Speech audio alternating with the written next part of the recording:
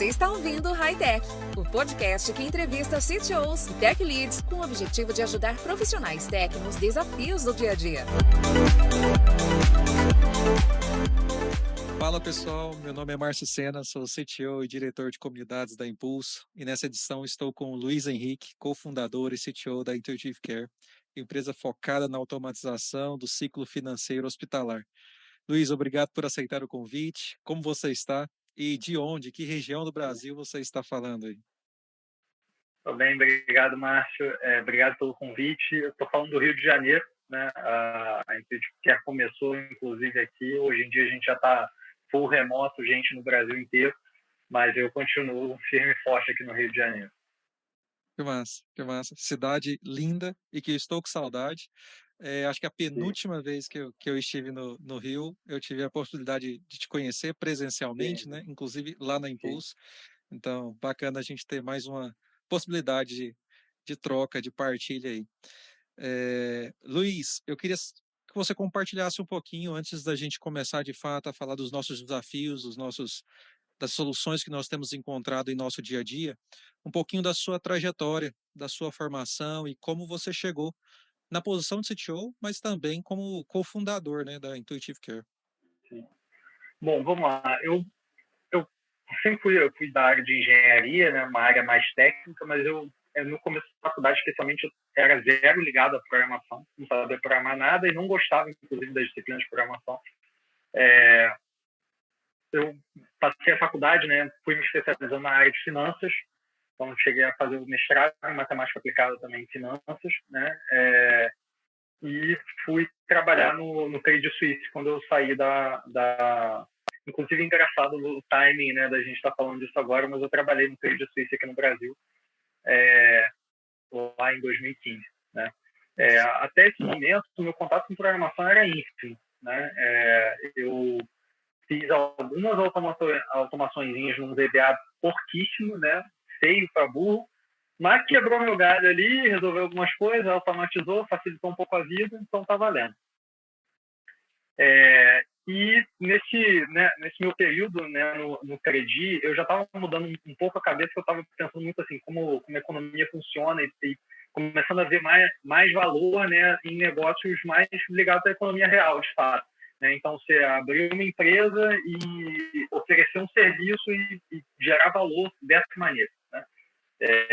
E menos puramente nas finanças, ou então, por exemplo, numa consultoria, numa coisa um pouquinho mais indireta ali. Né?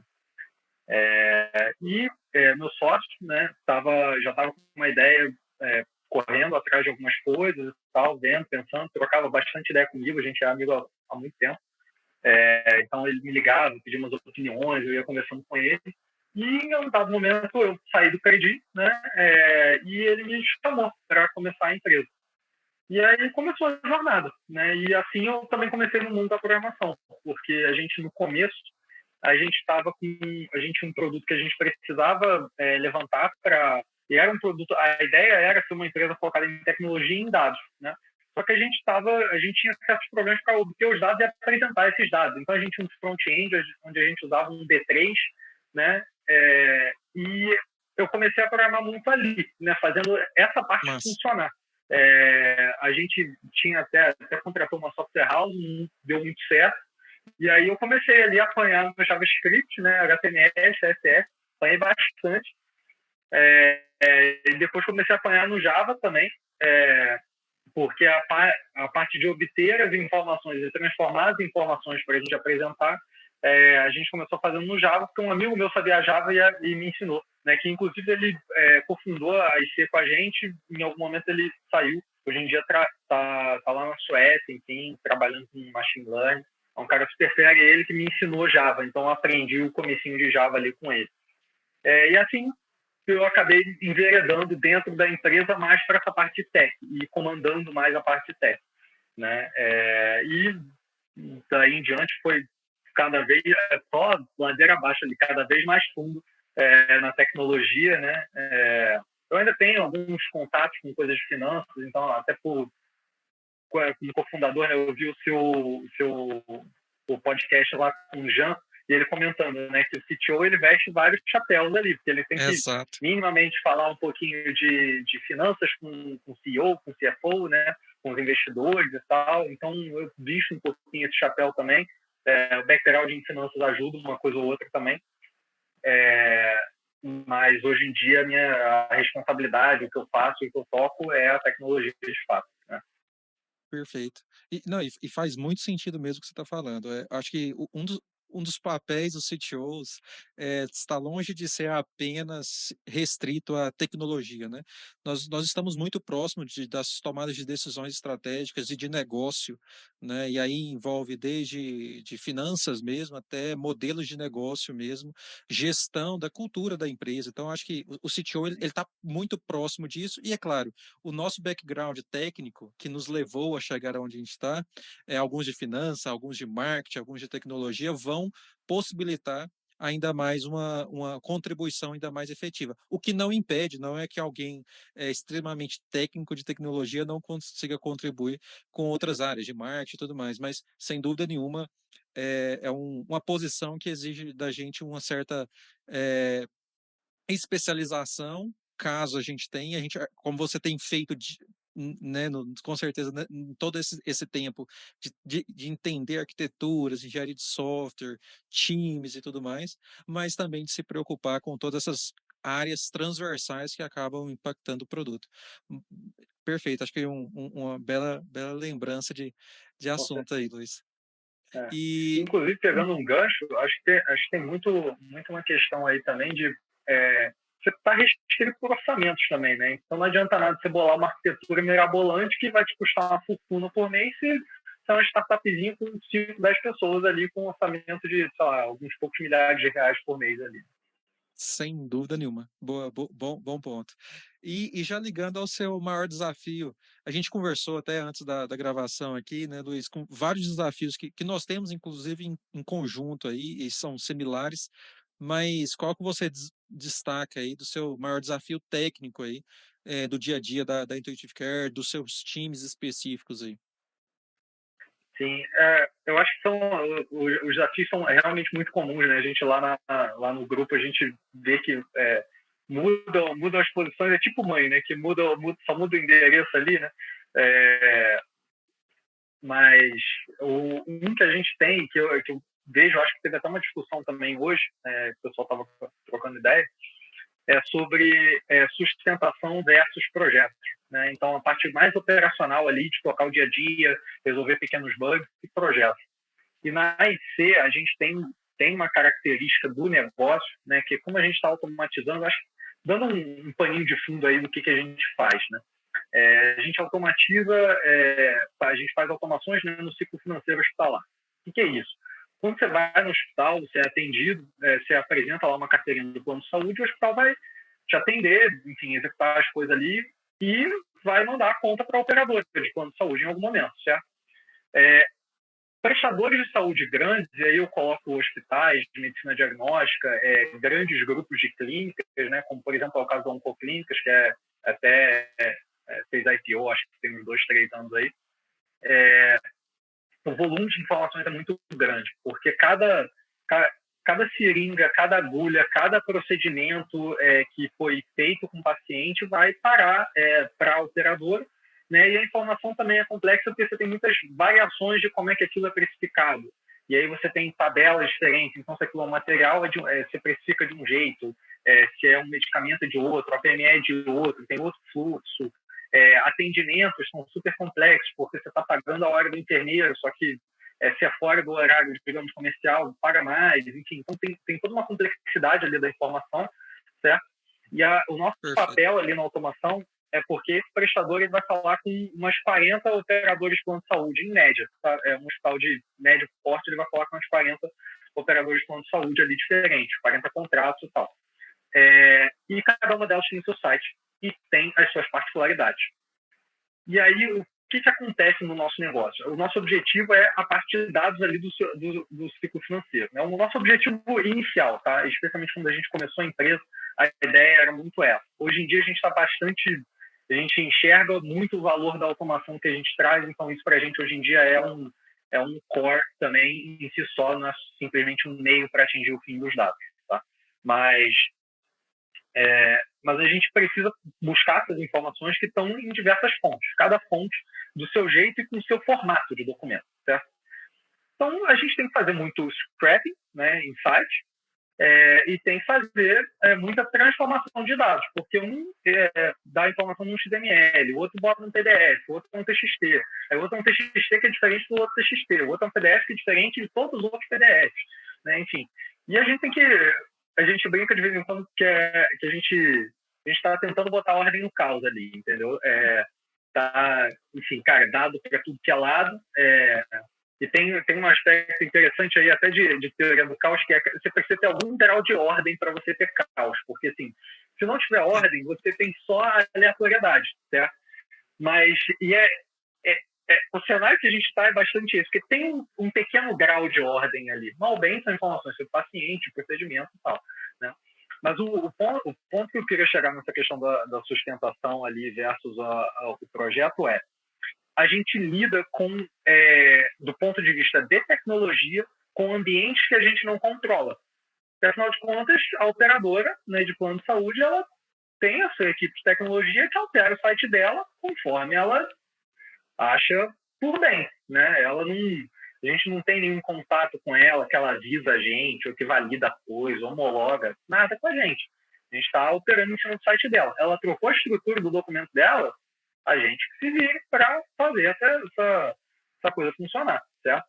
Então, tem do nosso lado, mesmo a etapa de desenvolvimento, o escrever o código. Eu sei que isso não é verdade para ninguém, né? Você nunca escreve o código, esquece e torce para ele continuar funcionando, você sempre precisa manter. Mas, no nosso caso, isso é mais dramático ainda em vários aspectos por conta dessas muitas fontes.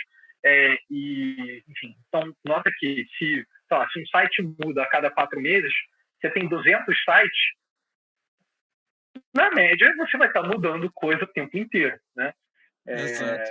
E quem trabalhou um pouquinho com operadora de saúde como um todo, assim, planos de saúde, sabe o quanto, assim, as documentações, assim, você pode até ter permissão para pegar todas as informações, mas você nunca vai encontrar, ou dificilmente, né? Talvez tenha alguém nos ouvindo, algum CTO também, de alguma dessas empresas, e vão nos criticar, mas dificilmente você vai encontrar uma documentação tão clara. Porque são clientes no Brasil inteiro, muitas vezes, claro, com objetivos diferentes, e atualização é muito recorrente, né? E o negócio deles, muitas vezes, não está inteiramente ligado, fundamentado naquelas integrações. Logo, o trabalho de quem consome, que é o caso de vocês, é um trabalho de engenharia reversa, né? Tendo ou não a permissão, você tem que ficar corrigindo atrás das modificações que eles fazem, né? E isso diante de um cenário de corrigir infinitamente, e ao mesmo tempo lançando novos produtos, novas features que vocês também precisam, né? Que o negócio também não é só manter tudo isso, né? É continuar evoluindo, né? É isso. E para a gente, essa questão, né, ela vem muito, e até é um pouco por isso também que é um desafio para a gente essa questão da sustentação versus o projeto, porque muitas vezes o projeto ele vem para facilitar a vida da sustentação, né? Então, por exemplo, a gente reformula a arquitetura para conseguir dar conta de alguns casos de contorno que a arquitetura antiga a gente precisou fazer uma gambiarra para encaixar, e agora a gente está reformulando para deixar a coisa, digamos, mais padrão, mais canônica ali, digamos assim, né? Só que aí a gente elaborou a arquitetura, que o negócio entra em produção. Se dá um pau de arquitetura ou de alguma coisa, ou então surge uma nova particularidade. Quem desenhou aquilo é que é o pai da criança, né? Então, é com a galera de projetos que eles vendem a sustentação. E faz parte do jogo. Então, assim, na nossa equipe de desenvolvimento, né, a gente tem muita gente que meio que já atuou dos dois lados. Já atuou em projetos, aí entregou um projeto, aquele projeto foi sugando ali para sustentação.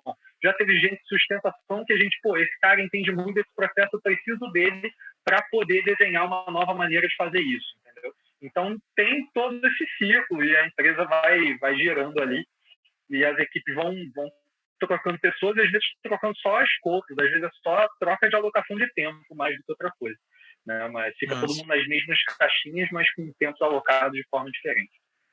Mas, pensando aqui em alguma estratégia, você tem alguma métrica, alguma fórmula, alguma estratégia que seja para equilibrar isso? Eu imagino, claro, que vão surgir coisas no meio disso tudo, que é expedites, que são coisas urgentes, que precisam furar qualquer fila, e muitas vezes isso vai vir de sustentação mesmo, desse suporte, de que o principal cliente, o principal fornecedor ali de vocês, ele não consegue operar, e aí, beleza, isso vai entrar como expedite, mas dentro da normalidade do dia a dia, de sustentar algumas coisas, de atualizar e de novas features, tem alguma fórmula, alguma estratégia que vocês têm usado, ou que você já usou e que não funcionou, estão testando alguma outra estratégia?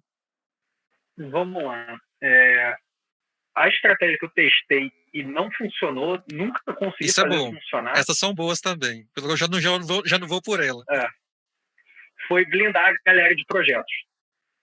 Blindar a galera sênior e deixar eles só em projetos. Especialmente os sêniors, foi mais difícil fazer isso. Por quê? Porque o que já aconteceu com a gente? Quando eu consigo blindar um júnior, normalmente, primeiro, o júnior eu tenho outras pessoas que podem suprir aquela função e ele tem, às vezes, um conhecimento mais limitado. Então, a agenda dele fica mais controlada também. As coisas não vão escalar para ele. Né? Ele é um júnior, então as coisas não vão escalar para ele.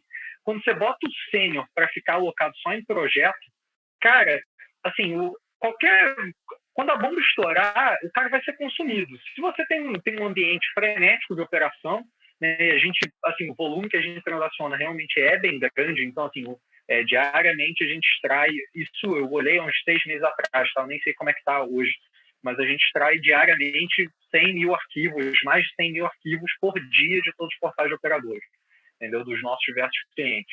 Então, assim, a gente extrai um volume muito grande de informações, processa um volume muito grande de informações, né? Cerca de, eu acho que 16% do total de faturamento de saúde no Brasil, de prestador para operadora, passa pela gente, né? Porque a gente tem alguns clientes muito grandes. Então, a operação é bastante frenética, é bastante corrida. Então, se eu tento blindar o sênior, quando alguma coisa esquenta, ele acaba tendo que ser puxado para a operação, para resolver aquele problema.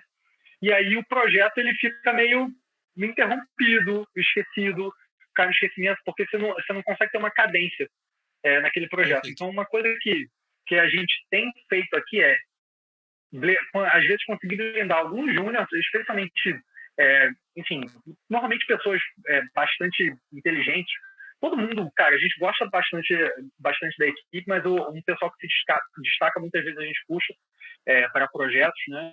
E um pessoal também que às vezes não quer tanto ficar ali na operação, prefere, às vezes tem preferência, né, por coisas mais de arquitetura e tal, a gente puxa também, tenta ler um pouco ali as preferências da pessoa e puxar. Já teve gente também que a gente tentou tirar da operação e colocar em projeto e não deu certo, porque a pessoa não quis, não gostou de projeto, ela preferia meio que a temperatura mais alta ali da operação, né, a adrenalina.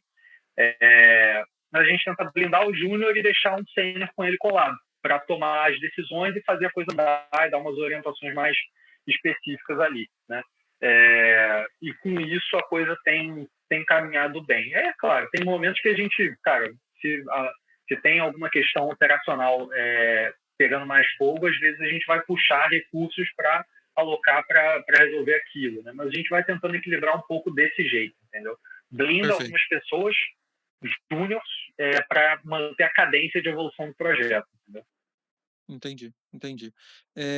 E eu acho que a gente até entrou na minha próxima pergunta que eu ia direcionar para você, eu acho que ainda dá para a gente falar um pouquinho ainda dela, que beleza, você já me falou aí que você tem perfis diferentes aí dentro de experiência diferente dentro do seu time. Eu acredito particularmente muito nisso. Eu acho que no momento que nós estamos agora, que é só mais um dos momentos, embora ele seja um momento difícil, não vamos ignorar isso, mas ele é um dos momentos dessa jornada da evolução de tecnologia no Brasil, de colaboradores, de times de tecnologia, e, e para mim é cada vez mais importante a gente ter, beleza, é importante que nós tenhamos seniors, a gente tenha pessoas plenas que já passaram por algumas experiências e que elas vão tomar decisões mega importantes, mas também essa formação, né, que você disse aí, que você tem pessoas júniores que estão, então, ou seja, o time está em constante formação, porque você sabe que a chance de você perder um sênior também não é baixa, e você está constantemente formando e evoluindo quanto à experiência essas pessoas para que elas cresçam e elas sejam o pleno de amanhã, o sênior de 2025, 26 dentro do seu time. E aí, pensando, e é por isso que, assim, especialmente aqui na Impulso, nós montamos times, na sua maioria são plenos e seniors, mas também agora em 2022 a gente lançou um produto especificamente para juniors, que é o nosso Impulsor Plus, para a gente capacitar essa galera. E aí eu queria que você compartilhasse um pouquinho quais são as suas principais ações no seu dia a dia, Luiz, para desenvolver e formar um excelente time de tecnologia. Porque um time que responde a essa operação e responde à evolução de produtos, ele precisa ter algumas características que eu imagino que você tenha conseguido pelas nossas conversas. E aí, quais são essas ações que você tem feito aí no seu dia a dia? Vamos lá, pegando até um pouco da história ali da IC, né? Como é que a gente começou e por que a gente começou com essa estratégia. Muitas vezes uma questão, lá no começo, né, especialmente, restrição de recursos. A gente era muito pequeno e desenvolvedor é uma mão de obra bastante especializada, então cara, né, e tal. Então a gente contratou um sênior que a gente precisava de alguém que soubesse muito mais de desenvolvimento do que eu sabia, afinal de contas eu estava começando. Né? E a gente conseguiu essa pessoa, está com a gente até hoje, um cara super fera, e, enfim, ele ajudou muito a direcionar e a tirar algumas dúvidas minhas e tal, né? Especialmente em algumas restrições de tecnologia, então o que dá para fazer, o que não dá, apontar alguns caminhos ali. E a gente começou a contratar muita gente nova, né? E tivemos experiências muito positivas. A gente contratou gente muito boa, então eles contribuíam. E eu era muito novo, né, também na época, então eu devia ter o quê? Quando a gente começou a contratar a gente, acho que eu devia estar com uns 27 anos, né? Então as pessoas que estavam se formando, que a gente estava contratando ali no final de faculdade, eles não eram tão bizarramente mais novos que eu, não era uma diferença de 10 anos, era uma diferença de 5, 6 anos, né? Então tinha uma proximidade muito grande e com isso eles tinham também uma proximidade muito grande de sugerir coisas, né? E com isso eles iam evoluindo, porque eu apresentava os problemas, eles iam pesquisando também. Isso é uma coisa que eu tento estimular muito no pessoal, né? Cara, assim, propõe coisas. Você que está especialmente para a galera mais nova que entra na operação, vocês estão sentindo o calor da operação ali. Onde é que está dando pau, né? Onde é que está quebrando? Putz, onde é que o meu log não está me dando a informação que eu preciso? Eu estou tendo sempre que ver em vários lugares para descobrir aquele negócio. Né? Então, assim, proponha coisas, tenta entender o que está funcionando por debaixo dos panos. Né? Então, a gente, no processo seletivo, isso é uma coisa também que a gente recorrentemente fala, né, com os candidatos. Eu comento no processo seletivo, que é uma etapa de alinhamento do que vai ser esperado, né, quando ele entrar aqui na empresa. Né? Um dos pontos é que é bastante colaborativo, né? Todo mundo vai tentar te ajudar na medida do possível, mas você é o responsável pela sua própria evolução, muitas vezes também. Né? Então, você tem que... você tem ali as suas aplicações, você está vendo um pedacinho da coisa, né?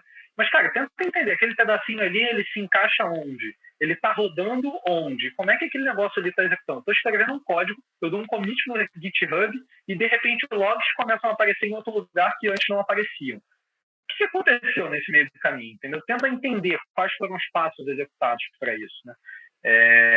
E aí, com isso, você vai ganhando mais conhecimento sobre a infraestrutura, sobre o que você está rodando, você vai começando a conhecer um pouco as limitações também de cada escolha que você faz, né? Então, se você rodar a coisa numa EC2, por exemplo, né, numa máquina virtual, é diferente de rodar num Lambda, que é um Function as a Service. As limitações são diferentes. Se você rodar o Function as a Service da AWS, as limitações vão ser umas. Na Azure são outras. Então, assim, você tem que tomar ali as escolhas, né? E para o Júnior se desenvolver, né, e poder passar a tomar essas escolhas, é importante que ele conheça o ambiente dele, para conhecer quais são as escolhas possíveis. Né?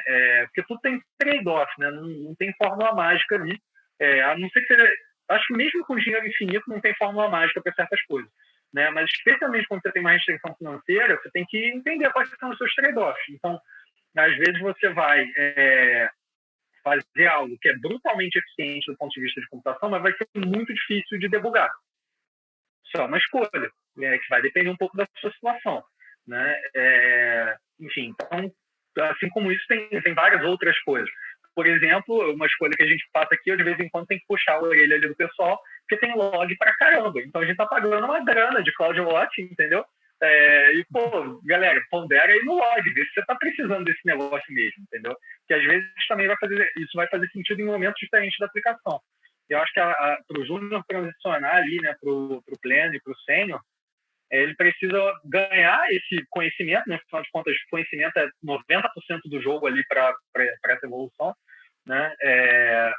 E precisa ganhar um pouco de autonomia também, e cancha ali para fazer algumas coisas e conseguir tomar as decisões, porque o conhecimento é uma parte da coisa, mas você precisa conseguir tomar a decisão, entendeu? Se você nunca sabe para que lado seguir, você também não, assim, a senioridade ela vai ser quase que definida por isso, né? Então você imagina, a gente, né, como CTO, é a gente que tem que tomar decisão de tecnologia, entendeu? Para cima da gente só tem o CEO, que ele tem, no meu caso, pelo menos, meu sócio até tem um bom conhecimento técnico, um feeling técnico muito bom, né? Especialmente na área de dados e tratamento de dados, mas tem certas coisas ali que, cara, ele tá preocupado com outras coisas, entendeu? Tem outros pratinhos ali para equilibrar. Quem tem que tomar a decisão sou eu, né?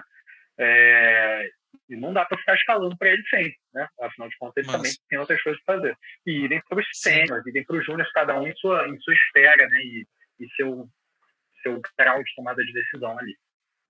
Sim, e faz muito sentido, assim, quando você falando aí sobre esse protagonismo, que é como, tem aquele livro, inclusive da Google, né, que ele cita bastante a Google, Um Novo Jeito de Trabalhar, ele foi traduzido em português, lá de 2015, e ele fala muito desse protagonismo, e tem vários clientes, inclusive, chegam aqui na Impulsos, falando assim, eu preciso de alguns devs, eu preciso de alguns profissionais, alguns designers, e quais são beleza, depois de descrever várias capacidades técnicas que essa pessoa tem que ter, ele fala, mas eu quero alguém boa de trabalhar, eu quero alguém que sim, que tome decisões, alguém que eu não preciso nem de um sênior, muitas vezes, mas eu queria alguém que, assim, que ele não seja um problema no meu dia a dia, que ele contribua, mesmo que ele erre, mas que ele seja muito disponível a dar a sua opinião, a ouvir todo o time também, mas ele não seja apenas um ouvinte em todas as decisões. Você falou muito disso e faz muito sentido. Acho que independente se essa pessoa está na sua fase inicial ali com tecnologia, e a gente vai ter pessoas assim dentro do nosso time ou pessoas mais seniors, é mega importante que nem todas as decisões recaiam, né, sobre o CTO, sobre os heads, sobre os tech leads, mas que elas venham, muitas delas pelo menos como opiniões de caminhos que a gente poderia seguir para que a gente de fato consiga, beleza, agora na nossa posição de tomar decisões que a gente precise, mas também a partir de possibilidades que a gente já enxerga, né? Eu me incomodo muito com perguntas, e aí, agora o que eu faço? Eu falei, velho, você está nesse problema tem uma semana, o que você acha? Né? Então, aí a partir daquilo a gente pode conversar e tomar decisões, se a gente segue dessa forma ou se a gente segue de outra, mas esse perfil de protagonista, a gente conseguir pensar dentro dos processos seletivos, dentro das montagens de times, e encontrar pessoas de diferente nível de experiência, tempo de experiência, mas o protagonismo, eu acho que é mega importante. E só para pontuar mais um item que você falou, dessa criatividade que eu acho que carece de nós. Em momentos talvez mais difíceis que as empresas estejam passando, times menores e até mesmo de orçamentos reduzidos, ser criativo é melhor do que a gente simplesmente se debruçar e murmurar e reclamar da situação. Ah, que pena que os desenvolvedores estão indo para fora, para a Europa, estão indo para os Estados Unidos. Velho, eles estão indo, fato. Sejamos criativos, eu acho, para a gente criar um sinal. Velho, não faz muito sentido a gente, de fato, desgastar quanto a isso. Então, beleza, essa é a realidade. O que a gente pode ser criativo quanto a engajamento das pessoas, a envolvimento, a contratação, a montagem de times, né? Sim. Eu acho que nessa linha, né, até dessa competição com, digamos, lá fora, né, com o exterior e tal, competição por mão de obra. Eu acho que tem um ponto que tem uma oportunidade aí para o Brasil, de uma maneira geral, né, que, inclusive, isso, especialmente casado com trabalho remoto, que é descobrir gente em tudo quanto é canto do país. Né? A gente, quando a gente tomou a decisão de partir full home office, né, não tem escritório, enfim, ficar numa estrutura completamente remota, a gente começou a receber currículo de gente, né? A gente abria a vaga no LinkedIn, aí vinha gente, primeiro, que não era de formação técnica, beleza? Eu acho que esse é um ponto, que, assim, isso tudo bem, é muito dependente de como é que está a empresa, né? Se, por exemplo, se você tem um corpo de founder não técnico e você precisa de alguém técnico, você não vai conseguir contratar alguém que ainda não sabe, não tem conhecimentos mais avançados. Mas, no nosso caso, a gente já tinha uma base de conhecimento interna construída muito grande em relação às coisas de nuvem, a gente já tinha um time bem estabelecido ali. Né? É claro, o time todo era muito novo. Né? A gente tem relativamente poucos desenvolvedores sênior, mas ainda assim a gente tinha conhecimento para, por exemplo, chegou um novo júnior, e aí o que a gente costuma exigir é o básico de programação e, por exemplo, nos testes, o que a gente faz? A gente dá um teste que, assim, ele certamente não vai saber fazer aquilo no momento que ele lê o teste. Mas é um teste simples o suficiente para ele pesquisar meia dúzia de coisas, a gente dá uma semana para o pessoal fazer, e eles se viram. E é isso que eu quero. Eu quero alguém que saiba forte e se importar um módulo aqui e acolá, entendeu? Programar em alguma linguagem e saiba pesquisar quais são as bibliotecas que podem facilitar o trabalho dele, etc. E com isso a gente conseguiu pegar gente que não tinha, às vezes, background técnico, estava migrando de carreira, gente de faculdade que eu nunca tinha ouvido falar, tá? Então, assim, eu acho que esse é um ponto também para o pessoal, digamos, abrir um pouco a cabeça na seguinte linha. Tem as pessoas das universidades, digamos, mais renomadas, né, do país, e essas pessoas, inclusive, serão as mais assediadas, não só por empresas estrangeiras, mas por empresas grandes do Brasil, né? Afinal de contas, a gente tem empresas também que podem pagar salários astronômicos, né? E se você só foca nessas empresas, às vezes você está abrindo mão de e aí tem um aspecto até socialmente positivo, de dar uma oportunidade para alguém que, cara, tenha vontade e tem o que precisa do ponto de vista de conhecimento. Se você não criar, digamos, barreiras arbitrárias ali, né? Então, por exemplo, vou exigir que o cara tenha curso de inglês. Cara, tem um monte de recurso no YouTube em português, entendeu? Então, assim, você pode até exigir, se você tiver alguma coisa muito avançada, que a literatura seja só em inglês, talvez faça sentido. Mas, assim, se você nunca usou inglês no seu dia a dia do trabalho, por que você vai exigir isso, entendeu? Assim como, eu quero que o cara seja engenheiro. Cara, eu acho que eu nunca tive que fazer uma integral aqui no trabalho, entendeu? Nunca tive que, usar a teoria fundamental do cálculo, nunca tive que usar, sei lá, acho que nem conhecimento de sequência, entendeu? Série, transformada, nunca tive que usar nada disso, sabe? Então, assim, para que eu vou exigir isso do cara? Né? Eu preciso que ele saiba programar e consiga competir com isso. Então, acho que tem uma oportunidade grande aí de começar a abarcar pessoas de locais mais distantes, né, que tem a capacidade, tem a vontade, né, de trabalhar, que também eu acho que faz muita diferença, 80% do caminho aí, e eu acho que isso pode fazer uma grande diferença aí para todo mundo. Então, quem estiver assistindo, se não fez ainda, cara, abre um processo seletivo aí no Brasil e você vai ficar chocado com a quantidade de currículos que chegam. Massa. Fato. Só ouvir verdades. Faz todo sentido, Luiz. E pensando aí, ainda em partilhar ainda um pouquinho mais do seu dia a dia, Luiz, tem algum case de sucesso que você possa compartilhar conosco? Algo que tenha acontecido recentemente, nos últimos meses, ou até mesmo no último ano aí, que você fala, Márcio, acho que aprendi bastante com essa experiência, eu acho que vale bastante a gente partilhar aí. Sim.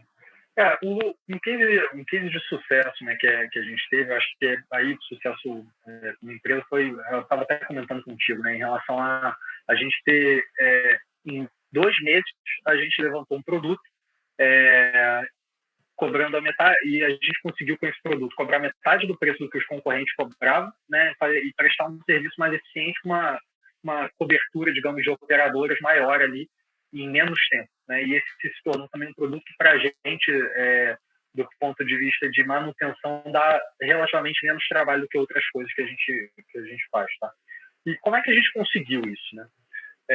A gente sempre teve, né, um viés muito de, cara, a gente vai aumentando, né, conforme as demandas do cliente, ampliando o escopo de produtos. Então, e aí escopo de produtos, no nosso caso, significa tanto automações diferentes, funcionalidades em cima dessas automações e operadoras, né, endpoints diferentes, até RPs diferentes, né, que a gente conecta ali. E operações diferentes em cada um desses portais e tal, né? E a gente sempre teve... Isso sempre foi uma preocupação muito minha também, não sei se por um viés de matemática e tal, está sempre tentando abstrair as coisas.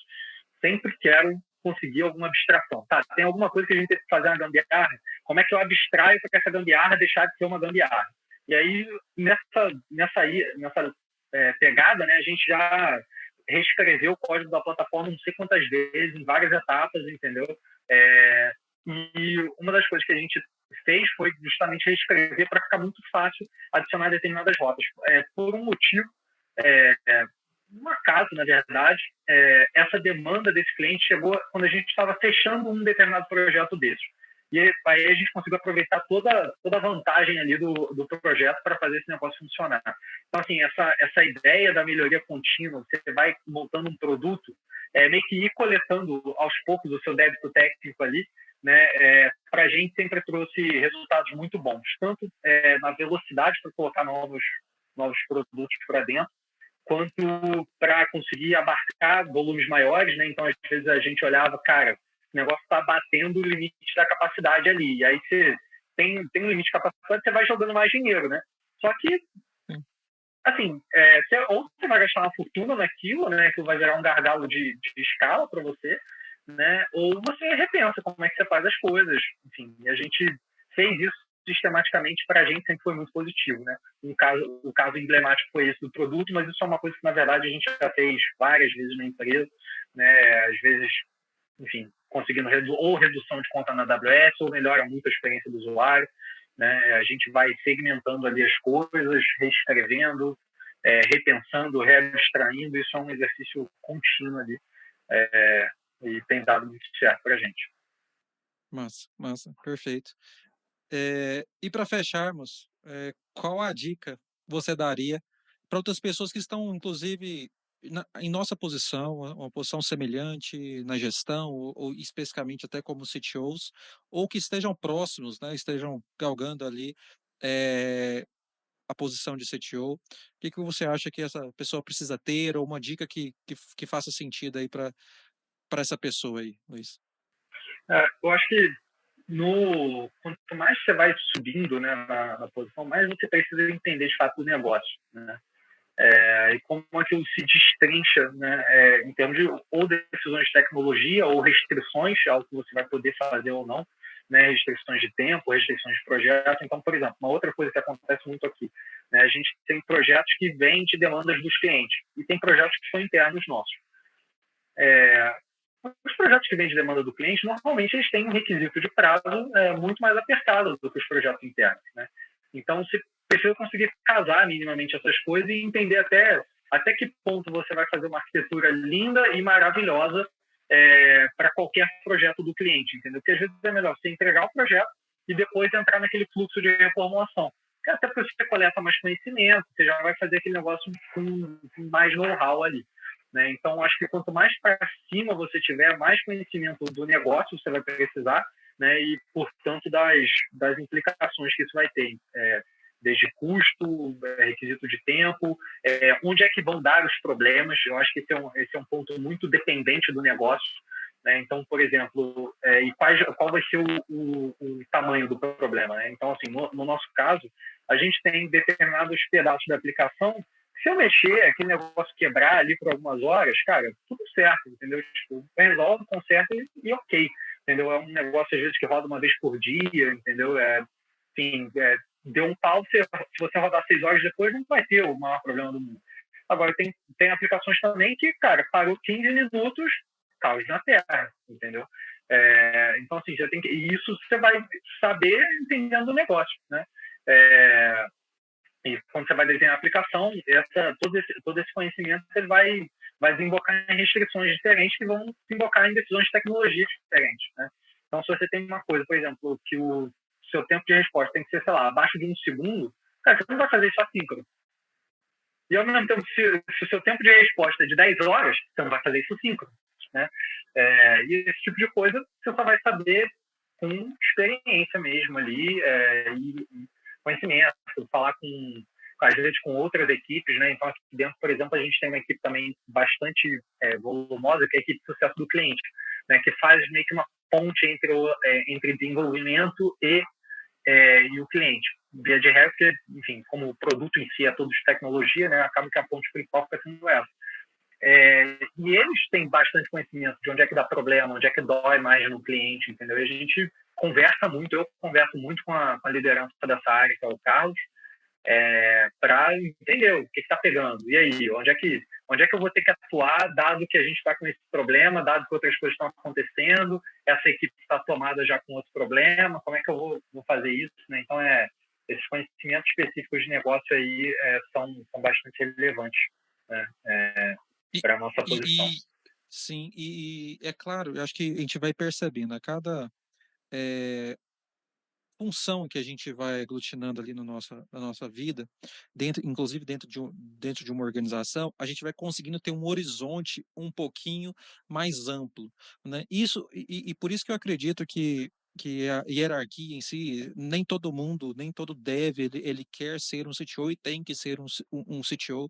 Ele, isso pode fazer parte de uma jornada ou não, mas essas funções, elas nos dão outras atribuições porque elas nos dão outras visões, como você mesmo disse. Então, eu consigo ver, a partir da posição que estou, que um pedido de um cliente, ele tem um certo nível de urgência, ele tem um certo nível de importância e ele precisa de um certo nível de cuidado que um outro, do mesmo cliente ou de um cliente diferente, ele exige. Não é uma solução ruim que eu posso passar para frente e uma outra que é boa. Não, não é isso, né?